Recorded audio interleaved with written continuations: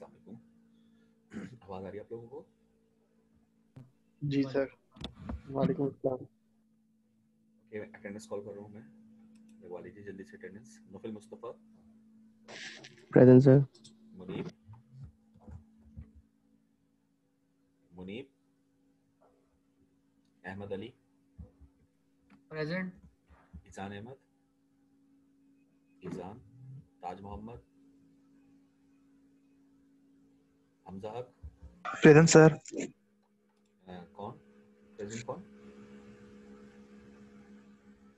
हमजा हक है? ताज मोहम्मद सर। नाम तो बताओ, मैं आगे निकल गया था। ताज मोहम्मद, हमजा हक, हमजा हक, खतीजा, प्रेजेंट। मीज़ान, Meezan, Nabiya, Nabiya, Saha, present sir. Usama, present sir. Kabir, present sir. Nawal Junaid, present sir. Faizan, present sir. Usama Mughal, present sir. Hasan Alam, Hasan Alam, अच्छा, Aurangzeb, Naeemullah, present sir. Sharjeel, Sharjeel, Tahreen, present. Ali Ammar, present sir. Umais Anwar, Umais, Sagar, present sir. Sagar, Sagar है? जी sir. Present. Ali Ahmad, present sir. Nauman, present sir. Neesam, Neesam, Ahmad, Ahmad, Abdul Rafe, Abdul Rafe, Rahil Gauhar, साद खानजादा। ओके, सर मेरी भी लगा दो 0399 मीज़ान। 399, ठीक है। कोई और रह गया था सर दिलकर? मेरी भी लगा दें K190379। 379, जी सर। इज़ान, 19K0391 sir. 391, हमजा। जी सर। और कोई बता दें जल्दी से। अब्दुल्ला सर, अब्दुल्ला। ठीक, अब्दुल्ला, ठीक है जी। और कोई?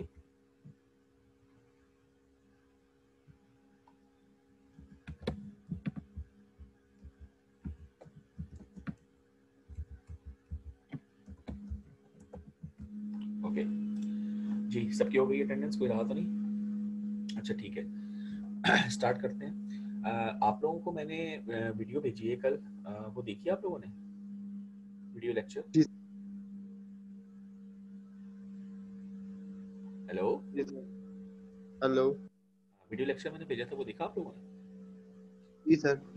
नहीं सर, रात को 12 बजे भेजा था। अच्छा चलो ठीक है, हाँ थोड़ी देर हो गई थी। खैर वो आप लोग देख लीजिएगा। उसमें तमाम चीज़ें जो है ना, ये जो हम आज कर रहे हैं, मैंने वैसे पहले भेजना था ताकि आप देख लें, हम उसको फिर हम रिवाइज करेंगे, लेकिन ये कि वो मेरे जहन से निकल गया था। मैंने शायद अनाउंस भी किया था आप लोगों को। अनाउंस किया था क्या मैंने लास्ट क्लास में कि मैं भेजूंगा? है? जी सर। जी सर। अच्छा, तो यार आप लोग भी मुझे रिमाइंड कर दिया करो ना। जैसे मैंने अनाउंस किया तो उसी दिन शाम में या ज़्यादा से ज़्यादा अगले दिन तक आप मुझे ज़रूर CR के थ्रू या डायरेक्टली भी मैसेज कर दिया करें कि सर वो आपने की नहीं। क्योंकि हो ये रहा है कि ये ऑनलाइन में सभी को चीज़ें बहुत सारी देनी पड़ रही है ना, तो वो जहन से स्किप हो जाता है। कल मैंने बैठकर पावर वालों को तमाम चीज़ें दी थी, मेरे जहन में था शायद पावर को ही देनी थी, आपका फिर मैंने रात में याद आया। चले खैर वो आप देख लीजिएगा, मैं स्टार्ट करता हूँ। हमारे पास जो आज का, अच्छा पिछले लास्ट टॉपिक, प्रेजेंट। सॉरी यार अब बाद में करवाना, लेक्चर स्टार्ट हो गया। देखें, हम लोग जो लेक्चर कंटिन्यू कर रहे थे, जो टॉपिक हम पढ़ रहे थे वो था बीजेटी बाइसिंग सर्किट्स। ठीक है, बीजेटी बाइसिंग सर्किट्स में हमारे पास आई थिंक एक सर्किट रह गया था, कलेक्टर फीडबैक। तो उसकी वीडियो मैंने अपलोड की हुई है, तो ठीक है वो आप वीडियो देख लीजिएगा और उसमें जो क्वेश्चन हो वो मुझसे आप पूछ लीजिएगा। ठीक, मैंने 3 वीडियोस आई थिंक अपलोड किए, उसमें एक ये बाइसिंग सर्किट मौजूद है आपका कलेक्टर फीडबैक का, दूसरे नंबर पे आपके पास एम्पलीफायर सर्किट्स है। तो आज हम एम्पलीफायर स्टार्ट करने जा रहे हैं। तो हेडिंग दीजिए BJT amplifiers, BJT sir amplifiers. जी जी सर, जी, स्मॉल सिग्नल वाला जो था वो एम्पलीफायर ही था। सॉरी दोबारा कहिएगा। मैं जो एक लेक्चर्स में भेजा था उसमें स्मॉल सिग्नल वो था, तो एग्जैक्टली, वो बिल्कुल एम्पलीफायर। बिल्कुल बिल्कुल, वही वही कह रहा हूँ मैं, उसी को कह रहा हूँ। असल में सबने वीडियो देखी नहीं है ना, इसलिए मैं थोड़ा सा रिवाइज कर देता हूँ। मैंने लेट लेट भेजी थी, अगर टाइम पे भेजी होती तो फिर मैं उससे क्वेश्चंस आप लोगों से ले लेता और फिर आगे चलता मैं। ठीक है, अच्छा बात आप सबको मैं बता रहा हूँ कि देखिए टाइम हमारे पास काफ़ी शॉर्ट है, हमारा सेमेस्टर एंडिंग की तरफ है।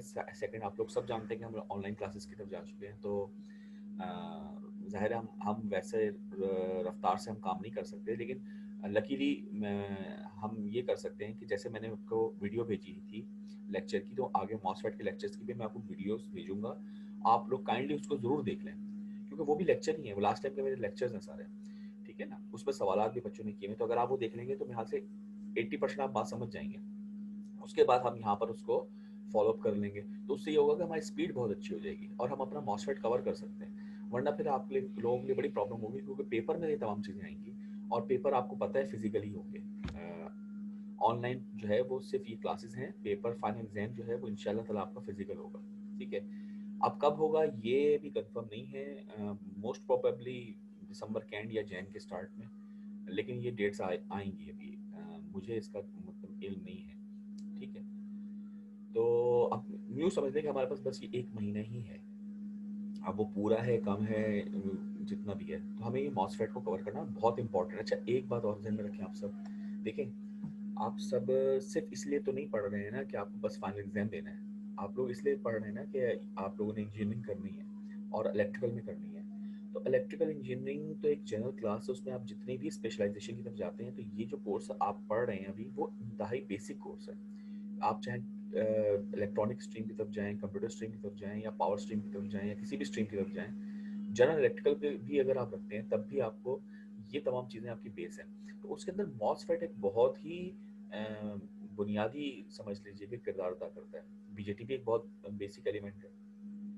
तो मीन्स दैट अगर फॉर एग्जांपल आप ना मॉसफेट को सही पढ़ सके और पेपर आपने किसी तरह से कर भी लिया, तो भी आपका एक बहुत बड़ा लॉस है ये। तो इसको इस सेंस में आप लेकर चलिएगा कि सिर्फ पेपर आपको क्लियर नहीं करना है, ये मॉसफेट या बीजेटी ये बुनियादी 3 तो डिवाइसेस हम देखेंगे इसको पूरे कोर्स में। एक डायोड हमने देखी, एक हमने बाइपोलर जंक्शन ट्रांजिस्टर बीजेटी देखा, और एक हम ये मॉसफेट देखेंगे, दैट्स इट। तो 3 तो हमने चीज़ें देखनी है, ठीक है ना। तो इसको आपने बहुत तवज्जो से करना है, तो इसलिए मैं आपको वीडियोस भेजूंगा, आप उसको ज़रूर देखें, फिर उसको फॉलो अप पे हम यहाँ पे लेक्चर में उसको कंटिन्यू करेंगे। ठीक है, यहाँ तक क्लियर बात? कोई सवाल किसी का? हेलो, आवाज़ आ रही है आप नहीं लोगों सर। को? Okay, clear sir, clear. मैंने स्लाइड लगाई है, आपको नजर आ रही है स्लाइड? जी सर। हाँ, हेडिंग दीजिए small signal operation and models, या स्मॉल सिग्नल मॉडल कह लीजिए इसको, स्मॉल सिग्नल बीजेटी मॉडल, एक ही बात है। अच्छा, अब जरा आप लोग थोड़ा सा रिवाइज करें अपने जहन पर। अच्छा, मुझे रिस्पांस चाहिए आप लोगों की तरफ से ना, खामोश नहीं रहिएगा। तो मुझे ये बताएं कि ये स्मॉल सिग्नल मॉडल का लफ्ज़ आपने पहले नहीं देखा कभी, ये सुना है कहीं? बताइए जल्दी से।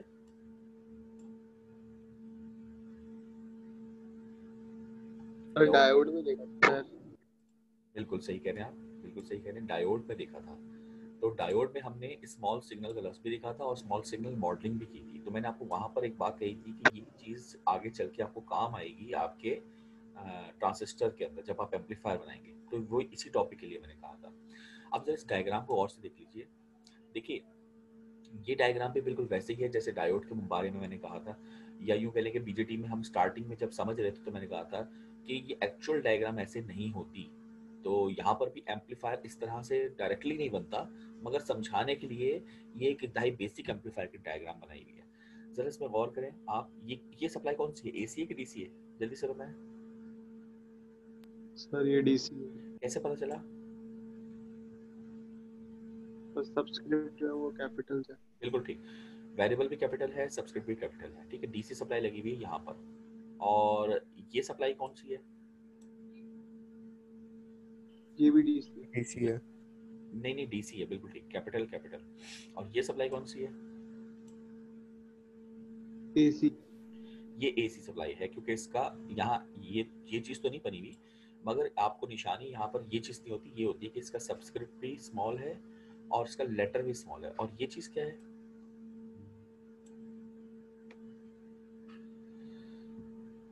सम करके लिखा हुआ है ना, एसी और डीसी।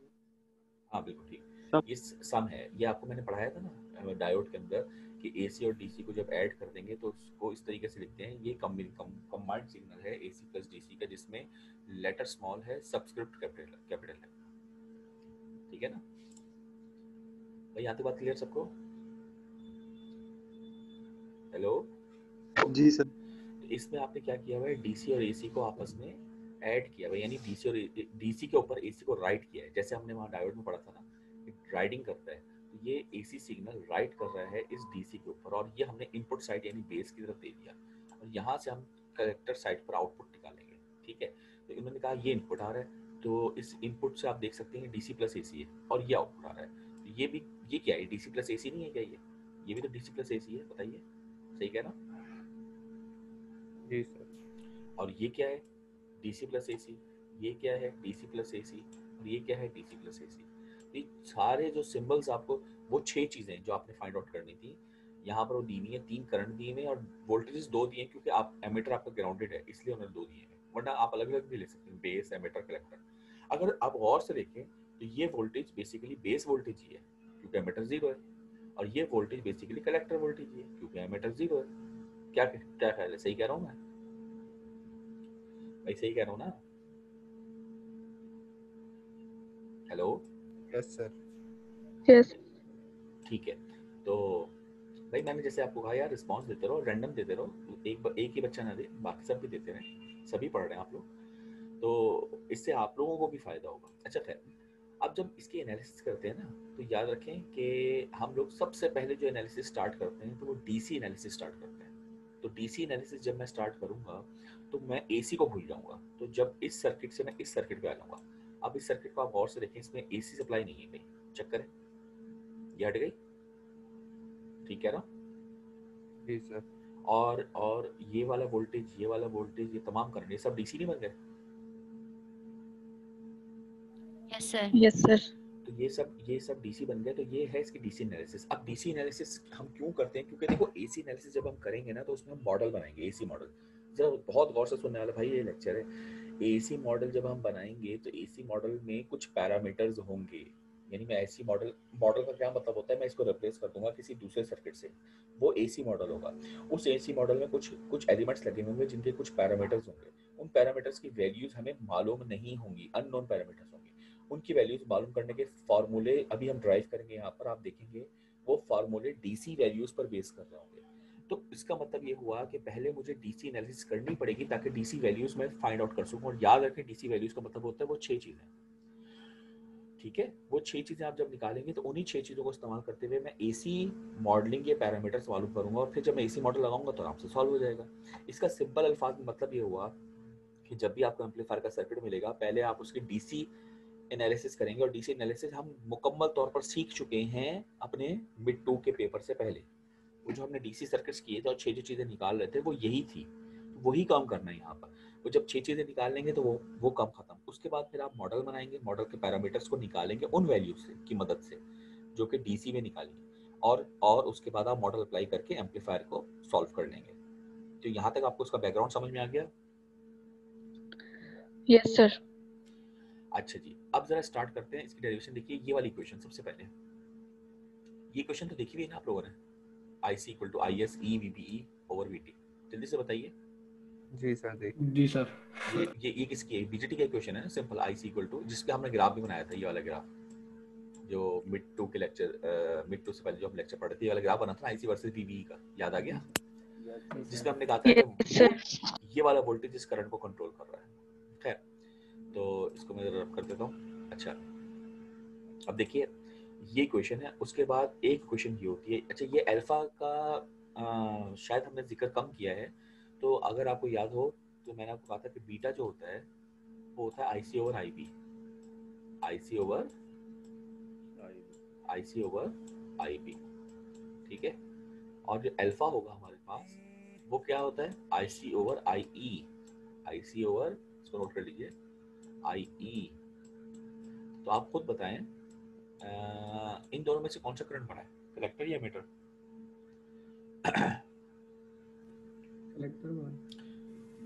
एमिटर बड़ा होता है यार, क्या हो गया तुम लोगों को? एमिटर सम नहीं होता इन दोनों का, एमिटर बड़ा होगा। हाँ, तो ये कितना बड़ा होता है? कलेक्टर से बस थोड़ा सा ही बड़ा होता है। तो अल्फा की वैल्यू नॉर्मली 0.9999 के पास होती है, यानी 0.99 लिख लें, 0.99।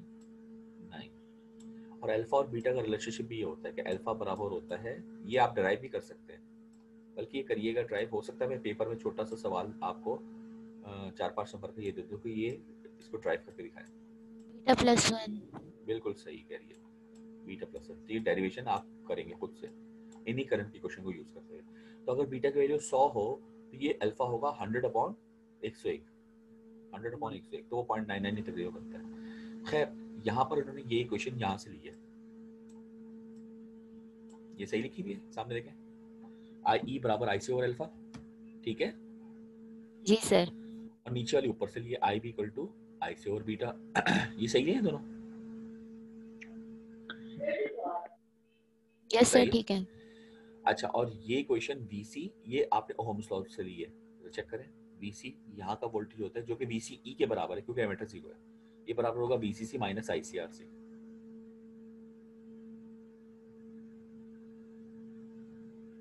यहाँ तक क्लियर बात? Yes sir. अच्छा, अब इन्होंने क्या किया है, बेसिकली देखो ये करना क्या चाह रहे हैं, उन्होंने कहा IC होता है इसके बराबर, IE का रिलेशनशिप IC के अंदर ही निकाल लिया, IB का रिलेशनशिप IC से ही निकाल लिया, VC का रिलेशनशिप भी IC से निकाल लिया, यानी IC सबसे इंपॉर्टेंट करंट है, वो तमाम के अंदर हम इस्तेमाल कर सकते हैं, ठीक है ना। अच्छा, इसमें एक और बात आप देख रहे होंगे, बीटा हम बड़े आराम से इस्तेमाल करें, यहाँ कोई एज्यूम नहीं किया। तो यार ये तो हम कर ही रहे हैं, एम्पलीफायर कर रहे हैं ना, तो एम्पलीफायर तो होता ही एक्टिव मोड में, क्या ख्याल है? एम्पलीफायर तो होता ही एक्टिव मोड में है ना, तो यहाँ पर हमें एज्यूम करने की क्या जरूरत है, क्योंकि यहाँ एक्टिव मोड के अलावा तो कोई कहानी चलेगी ही नहीं, समझ रहे बात? Yes sir. तो ये एक्टिव मोड ही है, ओके। इसके बाद हमने ये सॉल्यूशन करना है कि द कलेक्टर करंट एंड इसको छोड़ा। अच्छा, अब हम आते हैं जरा अपने करंट की तरफ। तो ये सब भी छोड़िए, ये तो आपको ये बताया हुआ है कि ये टोटल है, ये डीसी है, ये एसी है, यहाँ से छोड़े, इस इक्वेशन से चलें। इस इक्वेशन को अगर मैं ये वाली इक्वेशन लिखूं, ये क्या है, सिर्फ इसको देखें, ये हमने इस करंट को के बजाय ये वाला करंट लिया है, ये वाला। तो ये कौन सा करंट है? DC plus AC.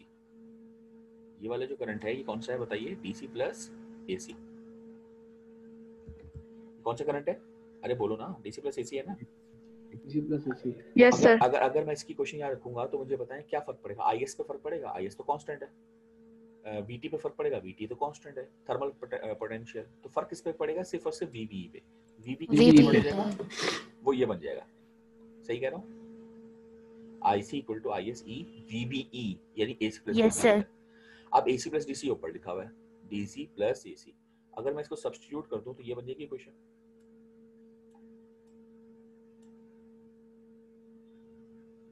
अगर मैं इसकी जगह पर ये सब्स्टिट्यूट कर दूं दोनों, तो ये बनेगी कि नहीं बनेगी? यस सर, बनेगी। और आपको पता होगा इस बात का कि एक्सपोनेंशियल में अगर कोई चीज ऐड हो रही हो तो मैं इसको अलग अलग एक्सपोनेंशियल की पावर्स में लिख सकता हूँ, लाइक दिस, इस तरह से। ये बात पता है आपको, मालूम है कि इस Yes, sir. कैसे लिख सकता हूँ? ठीक है, ये सबको मालूम है ना? कोई बच्चा ऐसा तो नहीं जो कंफ्यूज हो रहा हो कि ये क्या हुआ? ये तो मैथ्स में पढ़ा हुआ ना आपने कि अगर आपके पास e की पावर लिखी हो x प्लस वाई, तो आप इसको कैसे लिख सकते हैं? e x multiply by E Y लिख सकते हैं? e की पावर y। हाँ, लिख सकते हैं ना इसको? यही यस काम सर, लिख सकते। हाँ, यही काम यहाँ किया। तो यहाँ तक बताएं, क्लियर हो गई बात? या आखिरी तक? आगे चलो, चलिए। अच्छा वापस आए, ये हमने किया था। अच्छा इसमें एक बात बताएं, ये वाली जो चीज है, ये वाली, ये कोई खास चीज लग रही है आपको? ये कैपिटल आईसी के बराबर है। ये इसके बराबर है, क्या ख्याल है आपका? डीसी करंट के बराबर है, ऐसे ही है ना? वैसे ही कह रहा हूँ, डीसी करंट के बराबर हुआ ना? जी सर। हाँ, तो अगर मैं सब्स्टिट्यूट कर दूं तो क्या मेरे पास ये चीज बन जाएगी? ये डीसी करंट आ गया और ईवीबी ओवर वीटी, इसमें सब्स्टिट्यूट किया हमने, इसके आईसी रख दिया तो ये बच जाएगा। ये देखें, क्लियर? Yes sir. अच्छा, इसके बाद यहाँ पर उन्होंने इसको खोला है टेलर थ्योरम से। आपको पता है ना टेलर थ्योरम का? भाई आपने मैथ्स पढ़ा होगा ना कि ई की पावर, सॉरी ये पढ़ा लिखा हमने, ई की पावर अगर x हो तो ये बराबर किसके होता है? 1 प्लस x का square divide by 2 factorial plus x का cube divide by 3 factorial plus so on. ये वाला फॉर्मूला पढ़ा होगा ना आप लोगों ने मैथ्स में? जल्दी से बताओ यार। जी सर।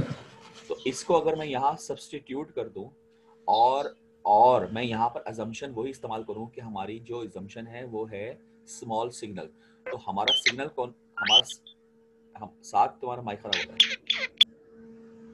हमारा सिग्नल जो है वो ये है VBE, ठीक है? तो ये हमने लिया हुआ है स्मॉल सिग्नल। तो यहाँ पर हमारे पास जो x है वो है ये VBE ओवर VT। तो अगर मैं कहूँ कि x स्क्वायर, तो ये VBE और VT का स्क्वायर होगा और उसके नीचे 2 फैक्टोरियल है। फिर मैं कहूँ x क्यूब, तो VBE और VT का क्यूब होगा, होल क्यूब, और फिर 3 फैक्टोरियल। तो अगर VBE much less than VT हो, क्योंकि ये अजम्पशन किसकी है? ये अजम्पशन है स्मॉल सिग्नलिंग की। अगर मैं स्मॉल सिग्नल इस्तेमाल करूंगा तो वो VT से काफ़ी ज़्यादा छोटा होना चाहिए। तो अगर ये VT से काफ़ी ज़्यादा छोटा है तो मैं अगर इसका स्क्वायर लूंगा ये मजीद छोटा होगा, 2 फैक्टोरियल से डिवाइड करूंगा तो बहुत छोटा हो जाएगा। फिर मैं इसका क्यूब लूंगा तो ये बहुत ही ज़्यादा छोटा होगा, और सो ऑन। इट मीन्स मैं यहाँ से लेके यहाँ तक की हायर पावर्स जो है वो उनकी स्मॉल सिग्नलिंग की वजह से बहुत छोटी हो रही है, तो मैं इनको इग्नोर कर सकता हूँ। क्या कर सकता हूँ बताइए? इग्नोर कर दें। बस ये मैं समझ जाए, इग्नोर लिख रहा हूँ, ठीक है? मैं इनको इग्नोर कर सकता हूँ। तो अगर मैं इग्नोर कर दूंगा तो मेरे पास जो चीज़ बचेगी वो सिर्फ और सिर्फ क्या बचेगी? वो सिर्फ और सिर्फ ये बचेगा। तो ये इसका अप्रॉक्सीमेट रिलेशनशिप होगा। तो ये मैंने यहाँ पे अप्रॉक्सीमेशन ली और मैंने इसको ये रिप्लेस कर दिया। चेक करें, IC और ये अप्रॉक्सीमेट, और E VB और VT की जगह पे लिखा 1 प्लस एक्स। तो 1 प्लस एक्स क्या है? ये पावर VB और VT। तो ये मैंने अप्रॉक्सीमेट कर दिया। यहाँ तक क्लियर बात? जी सर। बस यहाँ तक हमारा काम हुआ तो हमारा काम आसान हो गया। इसको कहते हैं स्मॉल सिग्नल अप्रॉक्सीमेशन। ये लिखा हुआ है, इसको पढ़ लीजिएगा। ये कहलाती है स्मॉल सिग्नल अप्रॉक्सीमेशन। अब अगर मैं IC को मल्टीप्लाई कर दूं तो ये चीज़ बनेगी, IC मल्टीप्लाई होकर ये आ गया, ठीक है? अब ये करंट है DC प्लस AC कंबाइंड, ये करंट है प्योर DC प्लस। तो जाहिर सी बात है ये करंट कौन सा होना चाहिए बताइए? AC करंट होगा। तो हम AC करंट निकालना चाहते थे, वो हमने निकाल लिया। तो ये क्वेश्चन बन गया। ये देखें, आपने छोटा करंट लिया है, छोटा सबस्क्रिप्ट लिया है, ये AC करंट है, ये AC है। तो AC करंट बराबर आ गया इसके। यहां तक क्लियर बात? AC करंट बराबर आ गया इसके, ठीक है? अब अगर मैं इस VB को इसके नीचे ले जाऊं, IC ओवर VB अगर मैं कर दूं तो ये किसके बराबर होगा बताइए? IC यानी छोटा करंट छोटा सबस्क्रिप्ट, और ये भी छोटा वोल्टेज छोटा सबस्क्रिप्ट, यानी ये AC करंट है और AC वोल्टेज है। तो बताएं करंट ओवर वोल्टेज किसके बराबर होता है? जल्दी से बता दो यार। Current over voltage ampere per volt. Hello,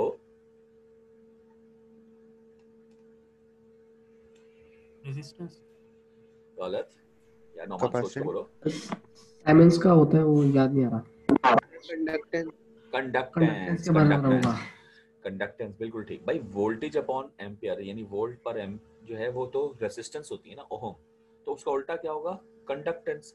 ये कंडक्टेंस के बराबर होता है, बिल्कुल ठीक। मगर यहाँ पर एक खास कंडक्टेंस इस्तेमाल होगी, क्यों?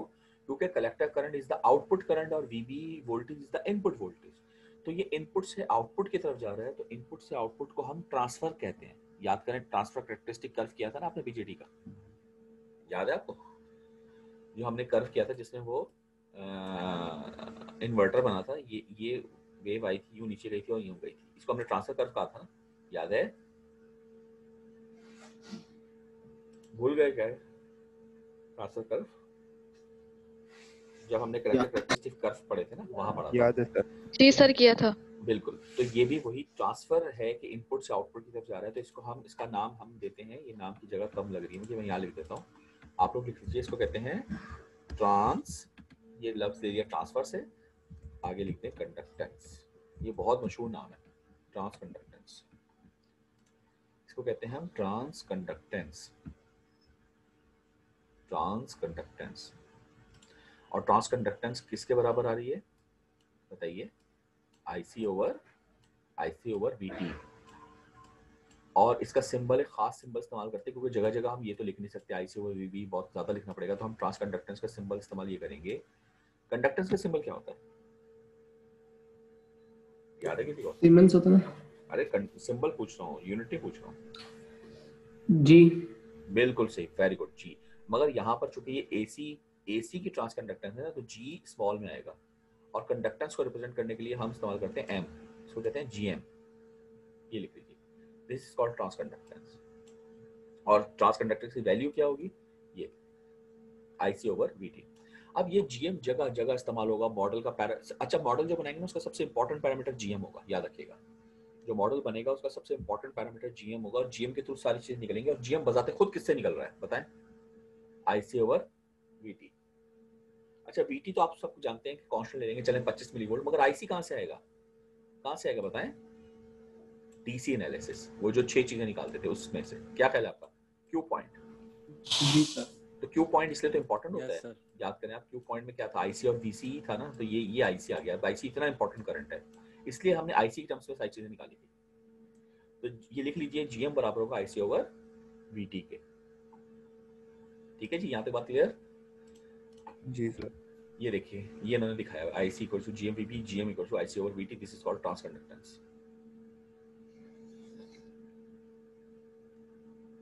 ठीक है, यहाँ तक क्लियर?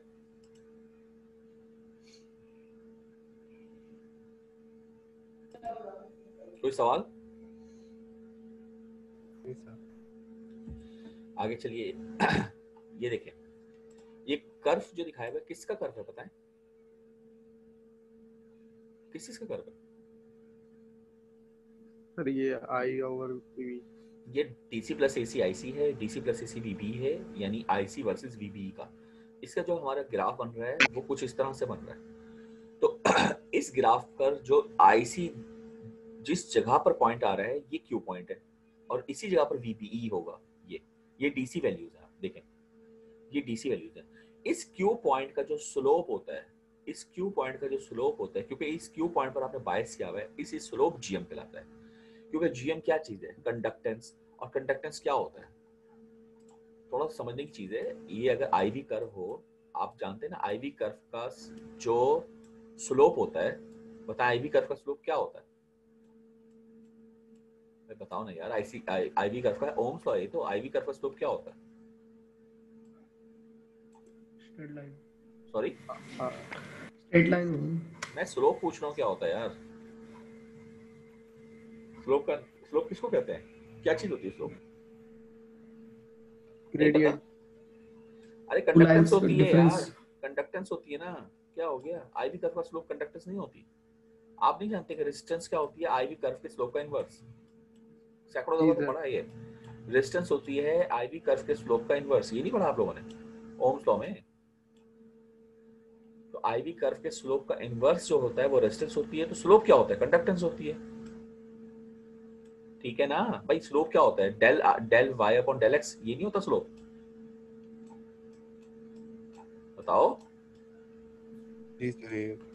तो यहाँ पर y क्या है? I और x क्या है, v, तो i ओवर v कंडक्टेंसी तो है, और क्या है। तो यही तो मैं कह रहा हूँ कि आई वी कर्व का जो क्यू पॉइंट पर स्लोप है वो कंडक्टेंस है gm, और इसी पॉइंट पे क्यों, क्योंकि gm इसी से तो निकलता है, इसी से, i से ओवर vt। ठीक है,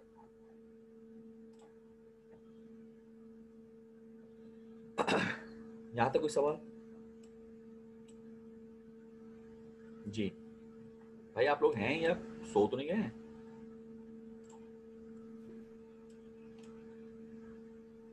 हैं? मीजान, मीजान बैठे हैं आप? जी सर। उसामा मुगल, जी सर। अब्दुल राफे, जी अब्दुल सर। राफे, उसामा, उसामा नहीं आज बोल रहा है, उसामा असगर सो रहा है। Yes sir, yes sir. तुम्हारी आवाज ही नहीं आ रही, तुम तो बोल रहे हो तो बहुत ज्यादा। आ रही आवाज। हाँ तो आवाज लाते रहो ना अपनी। अच्छा खैर, समझ में आ गया? कोई सवाल यहाँ तक? आगे चलो। नहीं सर, चलो मैं आगे। जी सर। अच्छा अच्छा ठीक है, नेक्स्ट। ओके, जरा हेडिंग दीजिएगा, base current and input resistance at base. ये बड़ी इंपॉर्टेंट है, base current and input resistance at base. हमने अब तक जो चीज़ फाइंड आउट की है वो जीएम फाइंड आउट की है, और जीएम क्या होता है, ट्रांसकंडक्टेंस, और वो होता है आईसी ओवर वीटी के। तो ये हम डीसी से निकाल लेंगे, आईसी ओवर वीटी। तो आप हेडिंग दीजिए, बेस करंट और इनपुट रेजिस्टेंस एट बेस। लिख ली हेडिंग? हेडिंग लिख ली? Yes sir. Yes sir. अच्छा, ये बात तो आप जानते हैं ना कि आई बी बराबर होता है आई सी ओवर बीटा के, जानते हैं ना ये बात? जी सर। तो अगर Yes, अगर sir. अगर अगर मैं करंट इस्तेमाल करूं ये वाला, ये कौन सा करंट होता है? ये वाला, ये AC प्लस डीसी एसी है ना? करंट। एसी करंट होगा सर। नहीं नहीं, AC DC plus DC, AC plus DC. इसको कंबाइंड कर दिया करें, कंबाइंड है, ये कंबाइंड है ना, एसी प्लस। ये कंबाइंड है ना। तो अगर मैं यहाँ कंबाइंड इस्तेमाल करूं तो ये भी कंबाइंड इस्तेमाल होगा, जैसे कि ये हुआ हुआ है। जी सर। और इसको मैं कंबाइंड को अगर तोड़ दूं तो ये इस तरह से बन जाएगा IC प्लस, ये क्या लिखा हुआ है सारा, चले मैं यहाँ बता देता हूँ आपको। बराबर में डीसी वाला लिखा। देखें देखें देखें देखें, अगर मैं ये लिखूं, ये वाला, ये कंबाइंड करंट है, सही है। अगर मैं इसको लिखूं 1 अपॉन बीटा और ब्रैकेट ले लूं, तो ब्रैकेट के अंदर क्या आएगा, DC प्लस AC। क्या कहते हैं आप लोग, सही कह रहा हूं भाई? बोल तो दो यार। जी सर। Yes sir. तो अगर ये बीटा में कॉमन ले लूं तो ये बन गया IC, और ये क्या चीज लिखी हुई है, ये IC की वैल्यू लिखी है, कहां से आई? ये पिछली जगह से आई। अभी IC की वैल्यू क्या निकाली थी आप लोगों ने?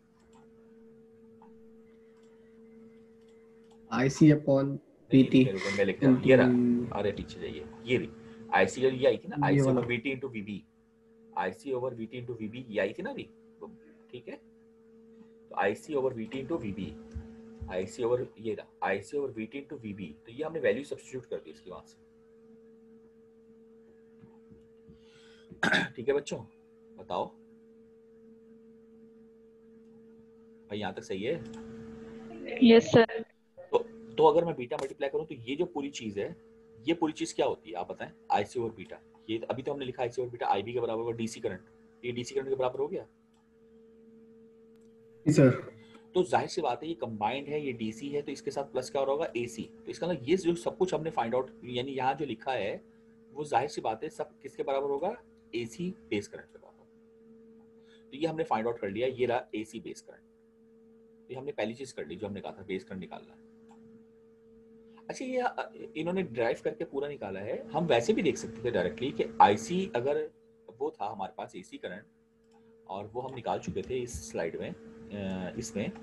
तो IB क्या होता है, IC ओवर बीटा होता है ना, तो यहीं पे बीटा डिवाइड कर देंगे तो वही चीज आ रही है कि नहीं आ रही? इसी को बीटा डिवाइड कर दिया। यस सर, वही है। हाँ, लेकिन हम इसको ड्राइव पूरा करेंगे क्योंकि ये कंबाइंड चीज चल रही है हमारे पास। जो सर्किट में देखो दिख रहा था ना, दोबारा चलो पीछे, सर्किट में हमें क्या चीज दिख रही थी, कंबाइंड वैल्यूज दिख रही थी। कंबाइंड वैल्यूज दिख रही थी या DC वैल्यूज थी, क्योंकि DC में AC वैल्यूज नहीं दिख रही आपको, इसलिए आप जब AC वैल्यूज और आप जो निकाल रहे हो वो AC निकाल रहे हो, तो डायरेक्टली आप नहीं निकाल सकते, आपको ड्राइव करके ही फाइंड आउट करना है। खैर, ये हमने कर लिया फाइंड आउट। यहाँ तक कोई सवाल? No sir. अच्छा, मीटिंग में अभी 3 मिनट हैं, जैसे खत्म होगी फौरन आ जाइएगा, टाइम वेस्ट नहीं करिएगा, मैं दोबारा स्टार्ट कर दूंगा, ठीक है? आगे चलिए। अच्छा, इसी इधर ही देखें। अगर इस वीबी को मैं इसके नीचे ले जाऊं, आईबी ओवर वीबी, या एक काम करता हूं, इस वीबी के नीचे आईबी को ले जाता हूं, तो इधर क्या आएगा बताएं? इधर क्या चीज आएगी? अगर आईबी यहाँ नीचे चला जाए, ये नहीं, मैं कह रहा हूँ ट्रांस कंडक्टेंस कहाँ से आ जाएगी यार? मैं कह रहा हूँ अगर आईबी इस वीबी के नीचे चला जाए और ये चीजें इधर आ जाएं, तो यहाँ क्या बनेगा? सर ये रजिस्टर बनना है, नहीं वीबी की जगह आएगा। अबे ये इधर क्रॉस मल्टीप्लाई होकर क्या बनेगा ये पूछ रहा हूँ। आईबी इसके नीचे आ जाए और ये सब कुछ यहाँ आ जाए, तो यहाँ आके क्या बनेगा? Beta VT upon I. हाँ, बीटा वीटी ऊपर आ जाएगा और आईसी नीचे आ जाएगा, ये नहीं बनेगा क्रॉस मल्टीप्लाई होकर? Beta VT over IC.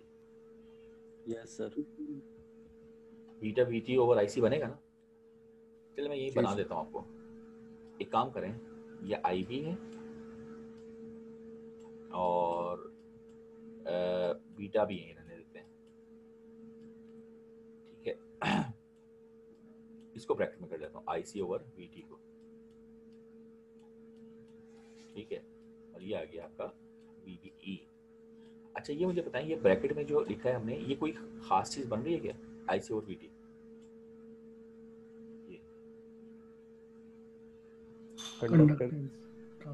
Trans conductance, बिल्कुल ठीक। ये क्या चीज है? जीएम। ये क्या चीज है? जीएम। तो अगर मैं आपसे कहूं कि वीबीई ओवर आईसी लिखना है मुझे, VBE over IC, sorry IC कह रहा हूं, आईबी, तो ये किसके बराबर होगा? वीबीई ओवर आईबी, ये होगा जीएम इधर जाएगा, beta, beta GM over IC होगा, बताइए? बल्कि सिर्फ बीटा जीएम होगा ना, आईसी तो खत्म हो गया। यस सर, आईसी क्यों आएगा? आईसी की जगह जीएम वो आ जाएगा, सर वो आएगा। हाँ बिल्कुल ठीक है। चले अब हम आगे चलते हैं, इसको मैं दिखा देता हूँ। ये देखिए, ये हमने जीएम सब्स्टिट्यूट कर दिया, जीएम ओवर बीटा आ गया, ये IB equals to gm over beta VB, ठीक है? यानी आपने क्या किया, इस आईसी ओवर वीटी को जीएम रिप्लेस किया, तो जीएम अपॉन बीटा बन गया। यहाँ तक क्लियर बात? जल्दी से बताओ, यहाँ तक क्लियर? जी सर। अच्छा, अब आप देखें, आप वही काम कर रहे हैं जो मैं आपको कह रहा था कि आप वीबी ओवर आईबी करें, क्योंकि वीबी ओवर आईबी में क्यों करना चाह रहा हूँ, जरा हेडिंग देखें। ये कह रहा है इनपुट रेजिस्टेंस एट बेस, तो बेस पर आपने